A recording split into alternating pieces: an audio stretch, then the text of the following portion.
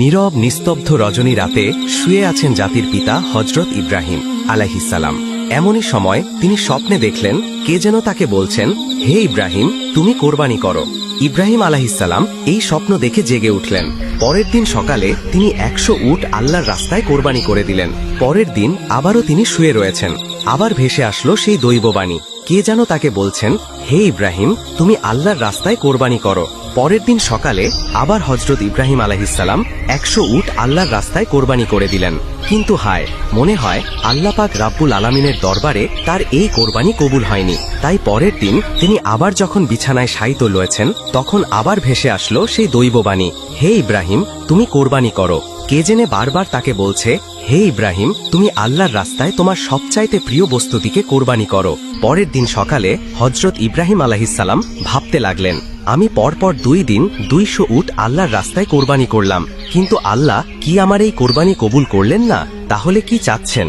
আল্লাহ পাক রাব্বুল আলামিন আমার থেকে অনেক ভাবার পরে ইব্রাহিম আলাইহিসসালাম দেখলেন আল্লাহ পাক রাব্বুল আলামিন আমাকে স্বপ্নে বলেছেন, হে ইব্রাহিম, তুমি তোমার জীবনের সবচাইতে প্রিয় বস্তুটিকে আমার রাস্তায় কোরবানি করো।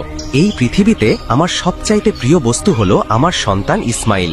হজরত ইব্রাহিম আলাইহিসসালামের বয়স যখন 86 বছর ছিল, তখন হজরত ইসমাইল আলাইহিসসালাম তার গৃহে পয়দা হয়েছিলেন। আর এই সন্তানটি ছিলেন ইব্রাহিম আলাইহিসসালামের সবচাইতে প্রাণের ও মহব্বতের সন্তান। কেননা এত বার্ধক্য বয়সে তিনি একটি সন্তান লাভ করেছিলেন। এই সন্তানটি ছিল তার বংশধারা জারি রাখার একমাত্র মাধ্যম।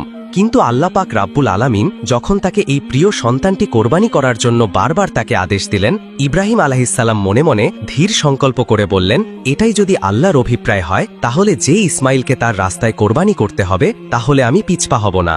আল্লাহ পাক রাব্বুল আলামিনের মহব্বত ও ভালোবাসা পাওয়ার পথে দুনিয়ার কোনো কিছুই আমার জন্য বাধা হয়ে দাঁড়াতে পারবে না।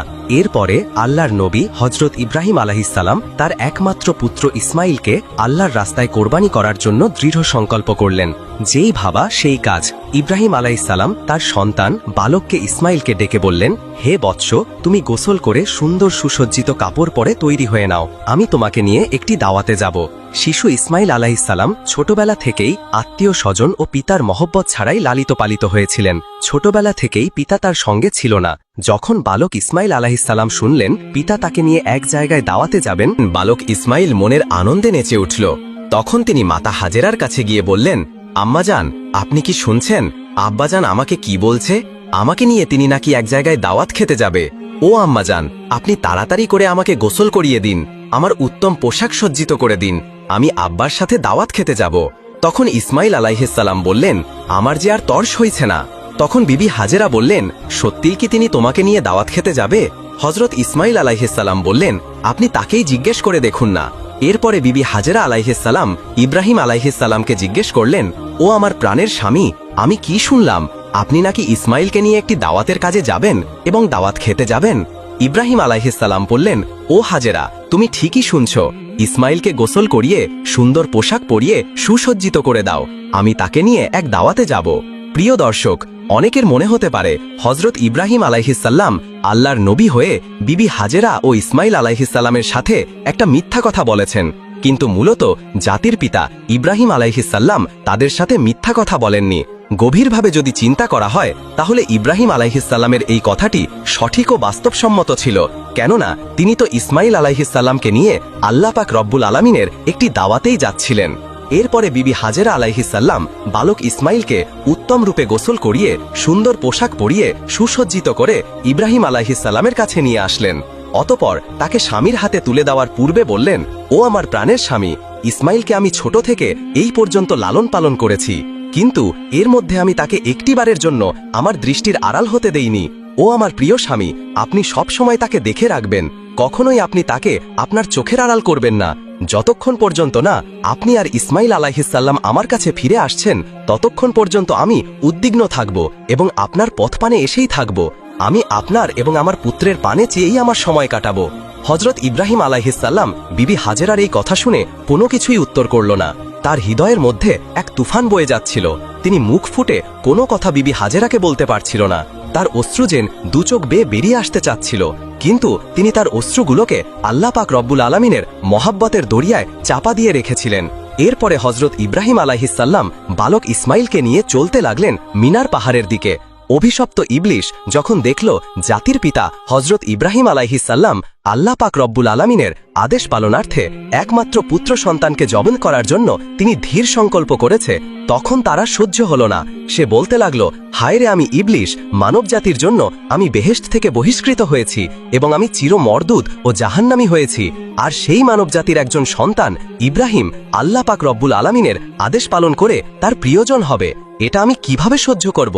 কোনোভাবে এটা হতে দেওয়া যাবে না। যে করেই হোক ইব্রাহিমকে এই কাজ থেকে ফিরিয়ে রাখতেই হবে।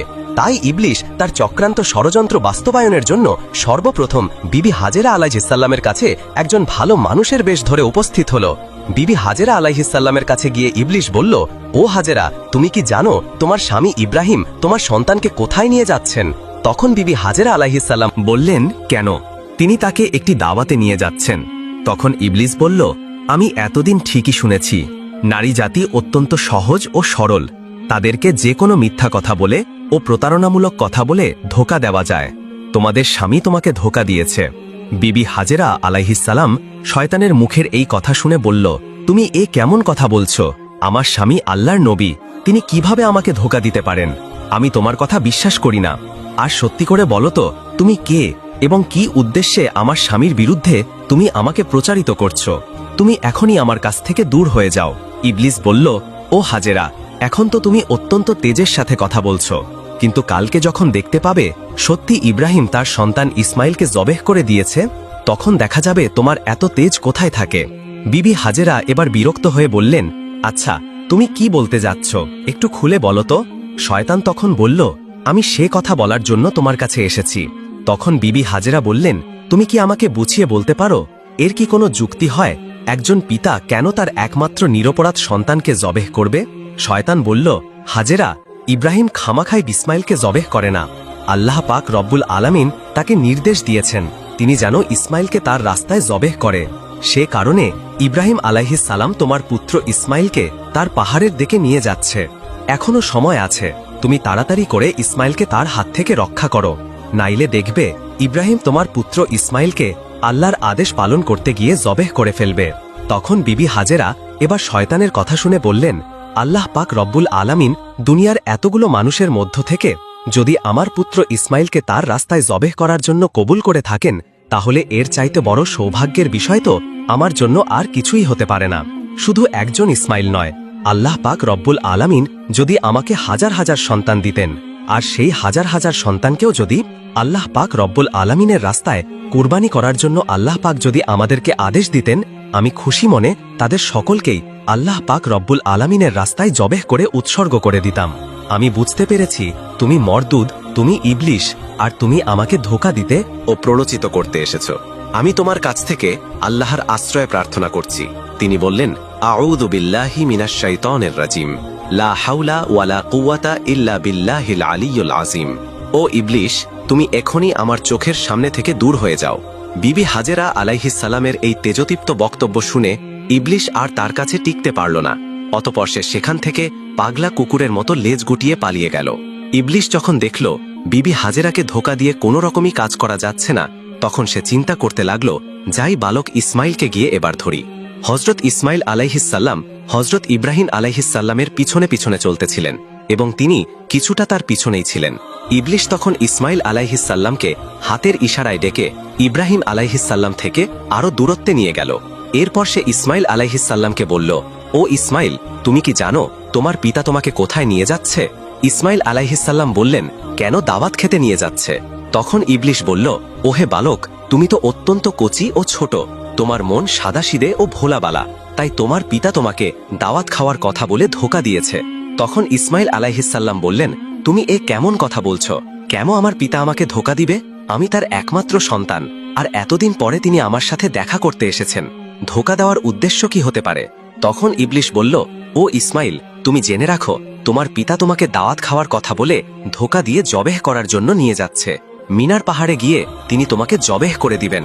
তখন ইসমাইল আলাইহিসসালাম বললেন, এটার কি কোনো যুক্তি হতে পারে যে কোনো পিতা তার একমাত্র সন্তানকে বিনা কারণে জবা করে দিবেন? ইবলিশ তখন বললেন, ও ইসমাইল, তোমার পিতা বিনা কারণে তোমাকে জবা করবে না। আল্লাহ পাক রব্বুল আলামিন তাকে নির্দেশ দিয়েছেন তিনি যেন তোমাকে তার রাস্তায় কোরবানি করেন, আর আল্লাহর নির্দেশ পালন করার জন্যই তোমার পিতা তোমাকে মিনার পাহাড়ে জবেহ করার জন্য নিয়ে যাচ্ছেন, তখন ইসমাইল আলাইহিসসালাম বললেন, আল্লাহ পাক রব্বুল আলামিন এই দুনিয়াতে এত এত মানুষের মধ্য হতে যদি আমাকেই তার রাস্তায় জবেহ করার জন্য কবুল করে থাকেন, তাহলে এর চাইতে বড় সৌভাগ্য বিষয় আর কি বা হতে পারে। আমি বুঝতে পেরেছি তুমি হলে ইবলিশ। ও ইবলিশ, তুমি জেনে রাখো, আল্লাহ পাক রব্বুল আলামিন যদি আমাকে লক্ষ কোটি জীবন দিতেন, আর সেই লক্ষ কোটি জীবনকেও আল্লাহ পাক রব্বুল আলামিন যদি তার রাস্তায় কোরবানি করার জন্য কবুল করতেন, তাহলে আমি প্রতিবারই আল্লাহ পাক রব্বুল আলামিনের রাস্তায় কোরবানি হওয়ার জন্য প্রস্তুত থাকতাম। ও ইবলিশ, তুমি আমার কাছ থেকে এখনই দূর হয়ে যাও, আমি তোমার থেকে আল্লাহর কাছে আশ্রয় প্রার্থনা করছি। তখন ইসমাইল আলাইহিসসালাম বললেন, আউযুবিল্লাহি মিনাশ শাইতানির রাজিম। এরপরে হযরত ইসমাইল আলাইহিসসালাম ইবলিশকে লক্ষ্য করে পাথর মারতে লাগলেন। ইসমাইল আলাইহিসসালামের সেই স্মৃতির চরণ করে আজ পর্যন্ত হাজিরা হজে গিয়ে সেই শয়তানের গায়ে পাথর নিক্ষেপ করে। এরপরে হযরত ইব্রাহিম আলাইহিসসালাম পুত্র ইসমাইলকে নিয়ে মিনা প্রান্তরে উপস্থিত হলেন।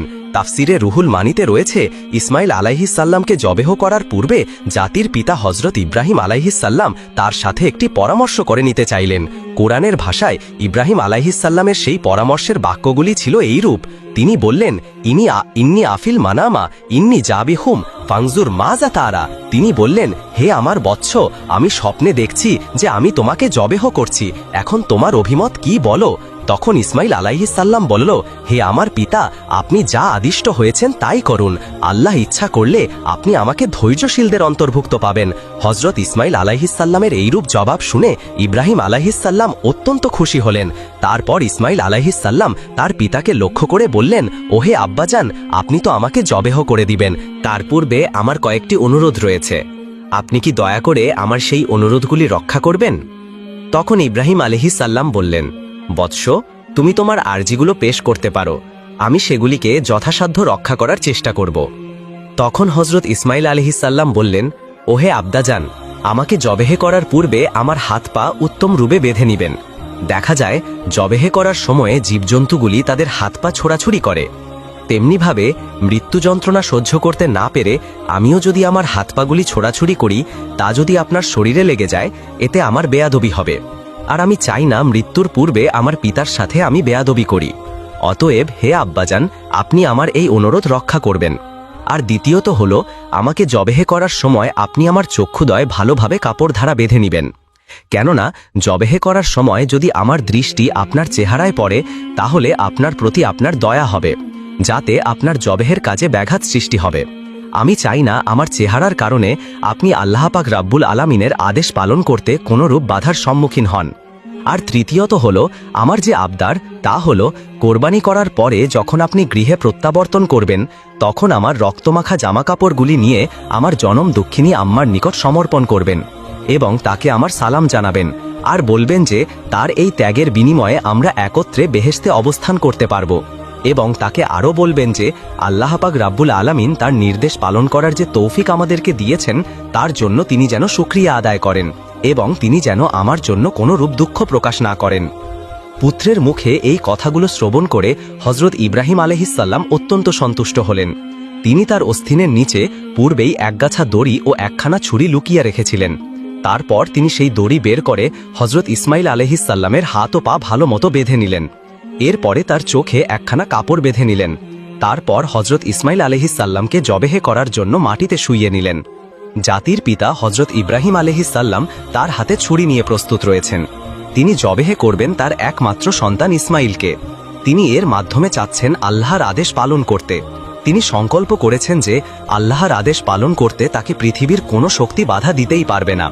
পিতা তার পুত্রের গলায় ছুরি চালিয়ে দিবেন আল্লাহর প্রেম ও মহব্বতে মাতোয়ারা হয়ে। এই দৃশ্য দেখে আসমান ও জমিনের ফেরেশতারা প্রকম্পিত হয়ে যাচ্ছে। তারা আল্লাহর তাসবিহ ও পবিত্রতা ঘোষণা করে যাচ্ছে। এরপরে হযরত ইব্রাহিম আলাইহিসসালাম পুত্র ইসমাইলের গলায় ছুরি চালাতে যাবেন। এমন সময় আল্লাহ পাক রাব্বুল আলামিন ছুরিকে নির্দেশ দিলেন, হে ছুরি, খবরদার, তুই ইসমাইলের গলার একটি পশমও কাটবি না। তুই যদি ইসমাইলের গলার একটি পশমও কাটিস, তাহলে তোর জন্য আমি জাহান্নামের আগুনকে অবধারিত করে দিব। তারপর হযরত ইব্রাহিম আলাইহিসসালাম বিসমিল্লাহ বলে পুত্র ইসমাইলের গলায় ছুরি চালিয়ে দিলেন। কিন্তু ছুরি তো পূর্বেই আল্লাহর নির্দেশ পেয়েছে। সে আল্লাহর ভয়ে ভীত হয়ে ইসমাইল আলাইহিসসালামের গলায় একটি পশমও কাটল না। ইব্রাহিম আলাইহিসসালাম বারবার ইসমাইল আলাইহিসসালামের গলায় ছুরি চালাচ্ছেন, কিন্তু কোনরূপেই তিনি তার গলা কাটতে সক্ষম হচ্ছিল না। তখন হযরত ইসমাইল আলাইহিসসালাম তার পিতাকে বললেন, আব্বাজান, আপনি সম্ভবত আমার স্নেহের প্রভাবে প্রভাবিত হয়ে জোরে ছুরি চালাতে সক্ষম হচ্ছেন না। ও আব্বাজান, আপনি আপনার গায়ের সমস্ত শক্তি দিয়ে ছুরি সঞ্চালন করুন। আমরা যদি আল্লাহ পাক রব্বুল আলামিনের আদেশ পালনে ব্যর্থ হই, তাহলে আমাদের দুজনকেই জবাবদিহি করতে হবে। ইসমাইল আলাইহিসসালামের এই কথা শুনে পুনরায় হযরত ইব্রাহিম আলাইহিসসালাম তার গায়ের সমস্ত শক্তি দিয়ে ইসমাইলের গলায় ছুরি চালাতে লাগলেন, কিন্তু তারপরেও ছুরি হযরত ইসমাইলের একটি পশমও কাটতে পারল না। অনেকক্ষণ ধরে এভাবে ছুরি চালানোর পরেও হযরত ইব্রাহিম আলাইহিসসালাম একেবারে বিরক্ত হয়ে গেলেন। তারপর তিনি সজোরে ছুরিটিকে একদিকে নিক্ষেপ করলেন, আর সেই ছুরি গিয়ে লাগলো একটি পাথরের গায়ে। সঙ্গে সঙ্গে পাথরটি দ্বিখণ্ডিত হয়ে গেল। ইব্রাহিম আলাইহিসসালাম চক্ষু খুলে দেখলেন ছুরির আঘাতে পাথর দ্বিখণ্ডিত হয়ে গেছে। অতঃপর তিনি আবার ছুরিটিকে হাতে নিলেন। এরপর আল্লাহর নামে পুনরায় তিনি হযরত ইসমাইল আলাইহিসসালামের গলায় ছুরি চালাতে যাবেন। এমন সময় আল্লাহ পাক রব্বুল আলামিন হযরত জিব্রাইল আলাইহিসসালামকে হুকুম দিলেন, ওহে জিব্রাইল, তুমি বেহেশত থেকে একটি দুম্বা নিয়ে যাও, আর ইসমাইলকে সরিয়ে তার জায়গায় বেহেশতি দুম্বাটি রেখে দাও। হযরত জিব্রাইল আলাইহিসসালাম চোখের পলকে বেহেশত থেকে একটি দুম্বা নিয়ে তিনি চলে আসলেন। প্রিয় দর্শক, এখানে একটি কথা বলে রাখা ভালো, এই দুম্বাটি ছিল হযরত আদম আলাইহিসসালামের নেক সন্তান হাবিলের কোরবানিকৃত দুম্বা, যেটি আল্লাহ পাক রব্বুল আলামিন এতদিন বেহেশতে সংরক্ষণ করে রেখেছিলেন। তারপর হযরত জিব্রাইল আলাইহিসসালাম ইসমাইল আলাইহিসসালামকে সরিয়ে ইব্রাহিম আলাইহিসসালামের ছুরির নিচে সেই বেহেশতি দুম্বাটি রেখে দিল, আর ওদিকে হযরত ইব্রাহিম আলাইহিসসালাম ছুরি চালিয়ে দিলেন। সাথে সাথে বেহেশতি দুম্বাটি কোরবানি হয়ে গেল। কিন্তু হযরত ইব্রাহিম আলাইহিসসালাম মনে করলেন তার পুত্র ইসমাইলকে তিনি কোরবানি করে দিয়েছেন। কোরবানি সম্পন্ন হওয়ার সাথে সাথে হযরত ইব্রাহিম আলাইহিসসালাম বললেন, আলহামদুলিল্লাহ, আলহামদুলিল্লাহ। তারপর তিনি তার চক্ষু খুলে দেখলেন ইসমাইল তো তার পাশে দাঁড়িয়ে রয়েছে। কোরবানি হয়ে গেছে একটি বেহেশতি দুম্বা। এই দৃশ্য দেখে হযরত ইব্রাহিম আলাইহিসসালাম আল্লাহর ফেরেশতা জিব্রাইল আলাইহিসসালামকে জিজ্ঞাসা করলেন, হে ভাই জিব্রাইল, আল্লাহ পাক রব্বুল আলামিন কি তবে আমার কোরবানি কবুল করেননি? কেন আমি আমার পুত্র ইসমাইলকে কোরবানি করতে সক্ষম হলাম না? হযরত জিব্রাইল আলাইহিসসালাম বললেন, হে ইব্রাহিম, আল্লাহ তাআলা আপনার প্রতি সন্তুষ্ট হয়েছেন। আপনি তার নির্দেশ পালন করতে গিয়ে স্বীয় পুত্রকে কোরবানি করতে উদ্যত হয়েছিলেন, এবং আপনার পুত্র যেভাবে আল্লাহর নির্দেশ মান্য করে স্বীয় প্রাণ তার রুহে উৎসর্গ করতে প্রস্তুত হয়েছিলেন, তাতেই আল্লাহ পাক রব্বুল আলামিন আপনাদের পিতা ও পুত্রের উভয়ের ওপরে অত্যন্ত সন্তুষ্ট হয়েছেন। তিনি আপনাদের উভয়কে পরীক্ষা করেছিলেন এবং আপনারা সেই পরীক্ষায় উত্তীর্ণ হয়েছেন। তাই আল্লাহ পাক রব্বুল আলামিন আপনার ওপর সন্তুষ্ট হয়ে বেহেশত থেকে একটি দুম্বা প্রেরণ করেছেন, আর সেই দুম্বাটিকেই আপনি কোরবানি করেছেন। হযরত জিব্রাইল আলাইহিসসালামের মুখ থেকে এই কথা শ্রবণ করার পরে হযরত ইব্রাহিম আলাইহিসসালাম পুনরায় আল্লাহ পাক রব্বুল আলামিনের শুকরিয়া আদায় করলেন। আল্লাহ পাক রব্বুল আলামিন হযরত ইসমাইল আলাইহিসসালামকে কোরবানি দেওয়ার সর্বশেষ পরিস্থিতির ওপরে আল কোরআনে উল্লেখ করেছেন, লাম আসলাহা ওয়াজাবিন ইব্রাহিম মুহসিন ইন্নাহু মিনাল মুহসিনিন। আল্লাহ পাক রব্বুল আলামিন বললেন, অতঃপর তারা যখন উবাই আল্লাহ পাক রব্বুল আলামিনের অনুগত্য প্রকাশ করল এবং ইব্রাহিম তার পুত্রকে জবেহ করার জন্য কাঁধ করে শায়িত করল, আর তখনই আমি তাকে আহ্বান করে বললাম, হে ইব্রাহিম, তুমি তোমার স্বপ্নের আদেশ সত্যিই পালন করলে, আর এভাবেই আমি সৎকর্ম পরায়ণদেরকে পুরস্কৃত করে থাকি। নিশ্চয়ই এটা ছিল একটা স্পষ্ট পরীক্ষা, আর আমি তার পরিবর্তে এক পুষ্ট জন্তু জবেহ করেছিলাম, এবং আমি তা পরবর্তীদের জন্য নিদর্শন করে রেখেছি। ইব্রাহিমের ওপর শান্তি বর্ষিত হোক। এভাবেই আমি সৎকর্ম পরায়ণদেরকে পুরস্কৃত করে থাকি। প্রিয় দর্শক, এই ছিল হযরত ইব্রাহিম আলাইহিসসালাম কর্তৃক তার পুত্র ইসমাইল আলাইহিসসালামকে কোরবানি দেওয়ার কাহিনী। আল্লাহ পাক রব্বুল আলামিন জাতির পিতা হযরত ইব্রাহিম আলাইহিসসালামের এই ত্যাগ তিতিক্ষা ও আল্লাহর প্রেম থেকে আমাদেরকেও শিক্ষা লাভ করার তৌফিক দান করুন। সকলেই কমেন্ট বক্সে লিখুন আমিন। এরকম নিত্য নতুন ইসলামিক ঘটনা পেতে অবশ্যই আমাদের এই চ্যানেলটি সাবস্ক্রাইব করে পাশে থাকবেন। তো দেখা হচ্ছে পরবর্তী ভিডিওতে। সে পর্যন্ত আল্লাহ পাক রব্বুল আলামিন আপনাদের সকলকে ভালো রাখুন।